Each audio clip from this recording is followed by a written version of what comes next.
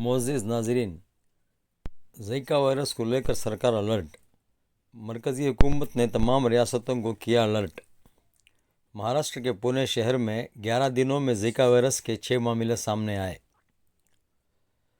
कुलविंदर कौर को बेंगलुरु ट्रांसफ़र कर दिया गया।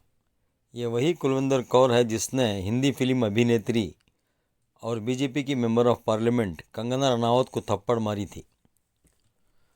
मुल्क में सियासी पारा बहुत तेज़ी से बढ़ रहा है। अपोजिशन यानी इंडिया गठबंधन के हौसले बुलंद हैं।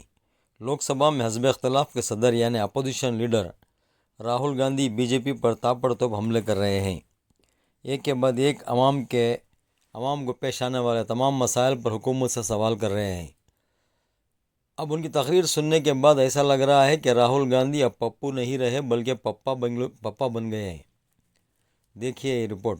सर, कहां तक इन लोगों ने डर फैला दिया। मैं आपको अयोध्या से शुरू करता हूं। सर नमस्कार। आप बात नहीं करते, आप गले नहीं लगते, आप उन्हें आतंकवादी कहते हो। आप कहते हो ये सब आतंकवादी हैं। झूठ नहीं है, झूठ नहीं है, सच है। ये स्टेटमेंट करे कि हम कहते हैं कि किसान आतंकवादी है, तो कैसे सदन में चल सकता है मान्यवर? आप एक तरफा नियमों के ऊपर जाकर उनको रियायत दे रहे हो मान्यवर। हमें संरक्षित करिए, ऐसे नहीं चलता। 7 साल में 70 बार पेपर लीक। अग्निवीर को किस चीज का सामना करना पड़ता है? शहीद का दर्जा मिलता है या नहीं मिलता है? कॉम्पनसेशन मिलता है नहीं मिलता है? पेंशन मिलती है नहीं मिलती है? मारे जाने वाले अग्निवीर को जो शहीद होता है उसको 1 करोड़ रुपया मिलता है। उनको फैक्चुअल पोजीशन सदन पर रखनी चाहिए मान्यवर। ये सदन झूठ बोलने की जगह नहीं है मान्यवर, सच बोलना चाहिए। मैं कर सकता हूं। आप अपने संगठन में महिलाओं को नहीं डालते हो, मगर मैं औरतों की बात कर सकता हूं। शिव जी कहते हैं डरो मत, डराओ मत। किसानों को डराने के लिए आप 3 नए कानून लाए। प्रधानमंत्री ने उनसे कहा कि ये आपके फायदे के कानून हैं। सच्चाई थी कि वो अदानी जी, अंबानी जी के फायदे के कानून थे। हिंदुस्तान के सारे किसान खड़े हो जाते हैं। आज तक सड़क ब्लॉक है। अगर आप वहां जाएंगे, आज तक आपको दिखेगा कि वो सड़क जिस पे किसान आए थे वो आज तक बंद पड़ी हुई। हरियाणा में 2 जगह किसान खड़े हो गए, कहते हैं नहीं ये हमारा नहीं है। आप हमारी मेहनत का फल छीनना चाहते हो, हम इस बात को एक्सेप्ट नहीं करेंगे। आप उनसे बात नहीं करते, आप उनको कहते हो, आप बात नहीं करते।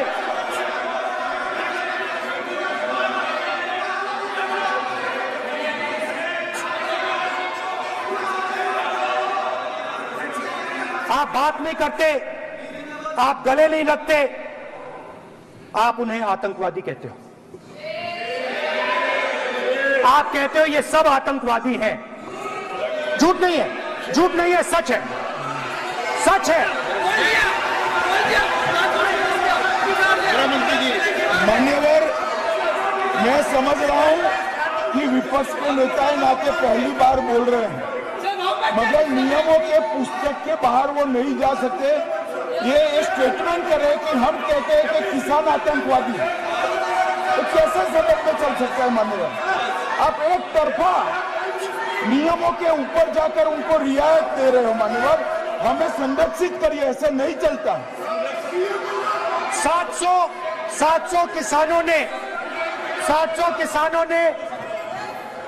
किसान शहीद हुए। हमने इस हाउस में कहा कि किसानों के लिए मौन होना चाहिए। आपने मौन नहीं होने दिया।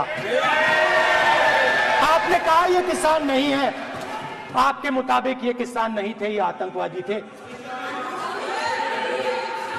आप तो स्पीकर सर, किसानों ने मांगा क्या? स्पीकर सर, किसानों ने मांगा क्या? स्पीकर ने किसानों ने सिर्फ ये कहा कि अगर 16 लाख करोड़ रुपए अरबपतियों का कर्जा माफ हो सकता है तो हमारा भी थोड़ा सा कर दीजिए। किसान ने ये कहा कि हर प्रोडक्ट के लिए सही प्राइस मिलती है, हमें भी एमएसपी दे दीजिए। और आप लोगों ने कहा किसान का कर्जा माफ नहीं होगा और एमएसपी नहीं मिलेगी।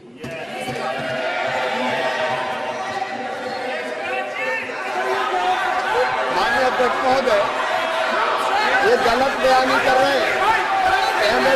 एमएसपी सरकार दे रही है और ये मोदी जी की सरकार है जिसको उत्पादन की लागत पर कम से कम 50, माननीय अध्यक्ष महोदय, उत्पादन की लागत पर कम से कम 50% जोड़कर एमएसपी दी जा रही है और ये दी जा रही है। सत्यापित करें माननीय अध्यक्ष महोदय, ये गलत बयानी कर रहे हैं, ये सदन को गुमराह कर रहे हैं, गलत बयानी कर रहे हैं। आज भी एमएसपी पर खरीद जारी है और अभी लीगल गारंटी फसलों के एमएसपी के लीगल गारंटी ये बताएं, जब इनकी सरकार थी तब एमएसपी कितनी, तब एमएसपी कितनी मिलती थी? स्पीकर सर, एमएसपी जब मैं speaker sir, MSP with legal guarantee. Speaker sir, the issue is MSP with legal guarantee, not just MSP. MSP is being given. The issue is Kisans want MSP with legal guarantee, which you are not ready to give. और अब एक नया fashion निकला है, NEET.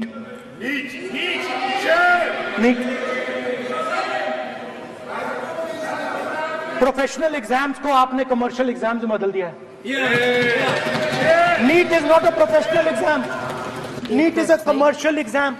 परीक्षा नहीं है। NEET में एक स्टूडेंट टॉपर हो सकता है, एक्सीलेंट स्टूडेंट हो सकता है, मगर अगर आप उसके पास पैसा नहीं है मेडिकल कॉलेज में नहीं जा सकता। सिंपल सी बात। नीट का पास मार्क 22% है। वो पूरा का पूरा एग्जाम, सर एजुकेशन मिनिस्टर पूरा का पूरा एग्जाम अमीर बच्चों के लिए बनाया गया है। गैस सिलेंडर, महंगाई, तो आपने गरीबों को, महिलाओं को डराने का काम किया। शिव जी कहते हैं डरो मत, डराओ मत। आपने हिंदुस्तान की महिलाओं को महंगाई से हर रोज डराया है। कुछ दिन पहले मैं पंजाब में अग्निवीर के परिवार से मिला। अग्निवीर के परिवार से मिला। छोटा सा घर था, छोटा सा घर था सर।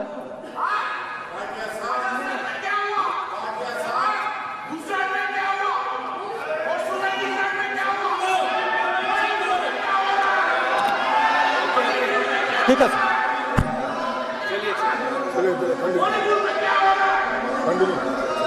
छोटे से घर में, छोटे से घर में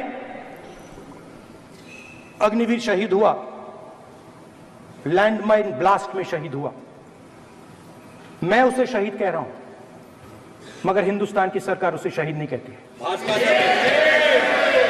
नरेंद्र मोदी उसे शहीद नहीं कहते हैं। नरेंद्र मोदी उसे अग्निवीर कहते हैं।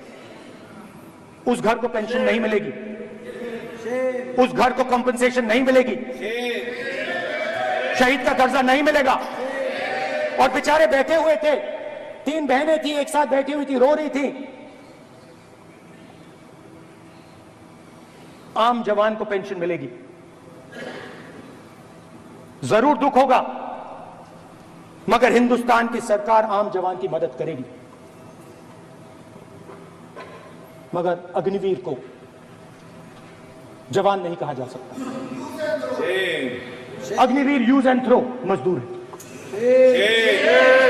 और आप उससे कहते हो, उसको आप 6 महीने की ट्रेनिंग देते हो। 6 महीने की ट्रेनिंग देते हो, दूसरी तरफ चाइना के जवान को 5 साल की ट्रेनिंग मिलती है, राइफल लेकर उसके सामने खड़ा कर देते हो, उसके दिल में भय पैदा करते हो। एक जवान और दूसरे जवान के बीच में फूट डालते हो कि एक को पेंशन मिलेगी, एक को शहीद का दर्जा मिलेगा, दूसरे को नहीं मिलेगा, और फिर अपने आप को देशभक्त कहते हो। ये कैसे देशभक्त है?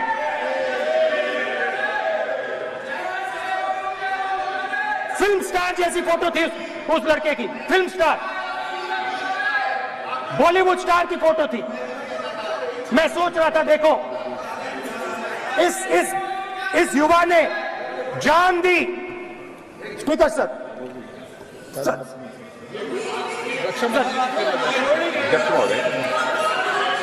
अध्यक्ष महोदय, एक आदमी सब पर भारी, अध्यक्ष महोदय, मैं नेता प्रतिपक्ष से अनुरोध करना चाहूंगा, गलत बयानी करके सदन को गुमराह नहीं करने सर, की कोशिश गलत नहीं है सर, गलत नहीं है सर, देना चाहता हूं कि गलत युद्ध नहीं है के सर। दौरान अथवा सीमाओं की सुरक्षा के दौरान यदि हमारा कोई अग्निवीर का जवान शहीद होता है तो उसके 1 करोड़ रुपए की धनराशि सहायता के रूप में उसके परिवार को मुहैया कराई जाती है। इस प्रकार की गलत बयानी से सभी को गुमराह करने की कोशिश नहीं की जानी चाहिए। संसद में अध्यक्ष, स्पीकर साहब, स्पीकर साहब देखिए, स्पीकर साहब देखिए, राजनाथ सिंह जी की एक राय है, मेरी एक राय है। सच्चाई अग्निवीरों को मालूम है, हमें बोलने की जरूरत नहीं है। अग्निवीर को किस चीज का सामना करना पड़ता है, शहीद का दर्जा मिलता है या नहीं मिलता है, कॉम्पनसेशन मिलता है नहीं मिलता है, पेंशन मिलती है नहीं मिलती है, वो उसको मालूम है। लोकसभा की तरह राज्यसभा में भी पीएम मोदी को ज़बरदस्त विरोध का सामना करना पड़ रहा है। मंगल के दिन लोकसभा में 2.5 घंटे के भाषण में अपोजिशन यानी राहुल गांधी पीएम मोदी पर हावी रहे। यही नज़ारा आज राज्यसभा में भी हुआ। जैसे ही पीएम मोदी बोलना शुरू किए, अपोजिशन पार्टियों ने नारेबाजी शुरू कर दी। संविधान, नीट, मणिपुर के नारे लगाते हुए पीएम मोदी के भाषण का बहिष्कार करते हुए सदन से वॉकआउट कर गए। सदन के बाहर सोनिया गांधी और मल्लिकार्जुन खड़गे ने वॉकआउट करने के वजह बताई। मल्लिकार्जुन खड़गे ने कहा कि पीएम मोदी संविधान को लेकर झूठ बोल रहे हैं। आरएसएस और बीजेपी संविधान विरोधी है। जिस वक्त संविधान बना था उस वक्त आरएसएस ने इसका विरोध किया था। गुजरात में बीजेपी के कारकुनान ने कांग्रेस के दफ्तर में तोड़फोड़ की। ये देखिए एक रिपोर्ट। जेल से जमानत पर रिहा होने के बाद झारखंड में हेमंत सोरेन की हुकूमत बनाने का दावा पेश कर दिया। जेल जाने के बाद हेमंत सोरेन ने वज़ीर आला के ओहदे से इस्तीफ़ा दे दिया था। इस साल के आखिर तक झारखंड में असेंबली चुनाव भी होने वाले हैं। हाथरस में होने वाले हादसे ने सब कुछ नियोड़ कर रख दिया है। अब ये मामला सुप्रीम कोर्ट पहुंच गया। तमाम अपोजिशन पार्टियों ने योगी हुकूमत को निशाना बनाते हुए कहा कि इतने बड़े हादसे का जिम्मेदार कौन है। उत्तर प्रदेश के हाथरस में सत्संग पंडाल में भगदड़ के दौरान जान जाने वालों की तादाद 122 से ज़्यादा हो गई। कहा जा रहा है कि यह हादसा भोले बाबा के चरणों की धूल लेते वक्त हुआ। बाबा के सेवकों ने लोगों से धक्का धक्की की थी, जिसकी वजह से भगदड़ मच गई। इस सत्संग में 2.5 लाख से ज़्यादा लोग जमा थे। नाज़रीन, वीडियो को सब्सक्राइब कर लें और कमेंट ज़रूर करें।